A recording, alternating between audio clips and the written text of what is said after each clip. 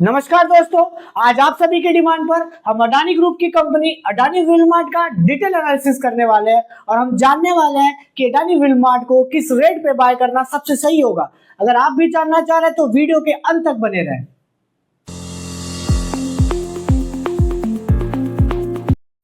किसी भी इन्वेस्टर्स या ट्रेडर्स के लिए मार्केट में सबसे मुश्किल काम होता है यह पता करना कि किस स्टॉक को किस रेट पे बाय करना सबसे सही होगा। सही रेट का मेरा मतलब है ऐसा रेट जहां पे बड़े इन्वेस्टर्स उस रेट पे उस स्टॉक को बाय करने में इंटरेस्टेड हो। तो आइए हम जानते हैं कि अडानी विलमार्ट को बड़े इन्वेस्टर्स किस रेट पे बाय करने में इंटरेस्टेड है। हर बार की तरह इस बार भी हम लोग मंथली टाइम फ्रेम से शुरू करेंगे और बड़े टाइम फ्रेम से छोटे टाइम फ्रेम की तरफ शिफ्ट होंगे और हम लोग पता लगाने की कोशिश करेंगे कि अडानी विलमार्ट को किस रेट पे बाय करना सबसे सही होगा। चलिए तो हम शुरू करते हैं एनालिसिस। ये रहा मंथली का चार्ट। मंथली के चार्ट में अभी करंट मार्केट प्राइस 340 रुपीज चल रही है। आप देख सकते हैं कि मंथली के टाइम फ्रेम में यहाँ टॉप पे एक सप्लाई जोन क्रिएट करने के बाद अडानी विलमार्ट में एक बड़ी फॉल हमें देखने मिल रही है और पिछले कुछ महीनों से हम देख रहे हैं कि अडानी विलमार्ट एक रेंज में ही ट्रेड कर रहा है और मंथली टाइम फ्रेम में इस कंसोलिडेशन में हमें बाइंग रेट पता कर पाना हमारे लिए बहुत डिफिकल्ट है। जैसे जैसे हम छोटे टाइम फ्रेम में जाएंगे हमें इसके सही रेट का पता चलेगा। तो अब हम लोग चलते हैं डेली टाइम फ्रेम में।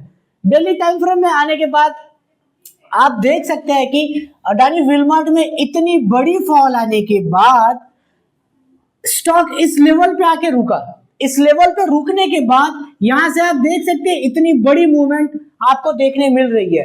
अगर मैं आपसे ये पूछूं कि इतनी बड़ी फॉल को यहां पे रोका कैसे गया होगा, तो किसी रिटेल बायर में इतनी पावर नहीं होती है कि किसी गिरते हुए स्टॉक को किसी लेवल पे रोक दे। सिर्फ रोका नहीं गया, यहाँ पे आप देख सकते हैं कि इस लेवल से स्टॉक में सिर्फ 12 to 13 ट्रेडिंग सेशन में इसने 50 to 60% का रिटर्न यहाँ पे गेन किया है, राइट। तो जाहिर सी बात है कि इस लेवल पे किसी बड़े बाइंग की किसी बड़े इन्वेस्टर्स की बाइंग आई है। जब कभी कोई बड़ा इन्वेस्टर किसी लेवल पे इस तरीके की बाइंग करता है तो इस लेवल में उसके पेंडिंग ऑर्डर रह जाते हैं। अब ये पेंडिंग ऑर्डर इस लेवल पे कैसे रह जाते हैं, आइए इस चीज को हम लोग थोड़ा समझते हैं।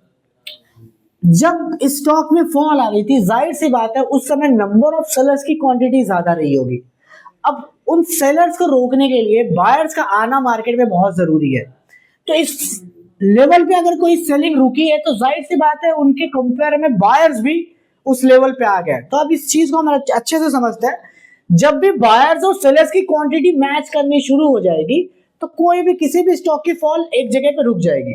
अब कोई भी स्टॉक की फॉल रुक के अगर ऊपर की तरफ मूव कर रही है तो उसके लिए बायर्स की क्वांटिटी का ज्यादा होना बहुत जरूरी है, राइट। तो जाहिर सी बात है कि इस लेवल पे बायर की क्वांटिटी बड़ी होगी इसलिए प्राइस यहां से ऊपर की तरफ मूव करना शुरू करी है। तो जिस लेवल पे बायर सेलर्स की क्वांटिटी और बायर्स की क्वांटिटी के बीच में डिफरेंस क्रिएट होता है वहीं पे रह जाता है पेंडिंग ऑर्डर।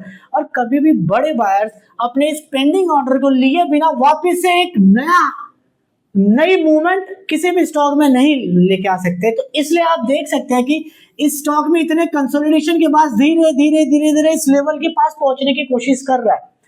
इस स्टॉक को इस लेवल पे लाने की कोशिश ये बायर्स कर रहा है, राइट। तो अगर आपको इस स्टॉक को बाय करना है तो दो लेवल पे आप बाय कर सकते हैं।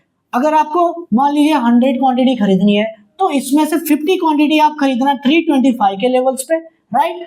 अब अगर ये स्टॉक थोड़ा और नीचे की तरफ आता है तो आप फाइनली इस जोन में जो हमने मार्क किया हुआ है ये 298.80 के लेवल से शुरू हो रहा है और जिसका स्टॉप लॉस है 285 रुपीज।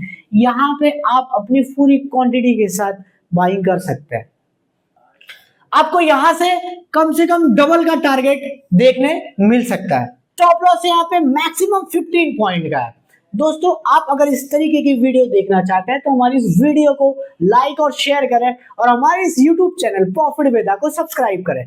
और यदि आप चाहते हैं कि आपके भी किसी स्टॉक को के डिटेल एनालिसिस में यहाँ पे करूं तो आप अपने स्टॉक को कमेंट बॉक्स में कमेंट करिए। धन्यवाद दोस्तों।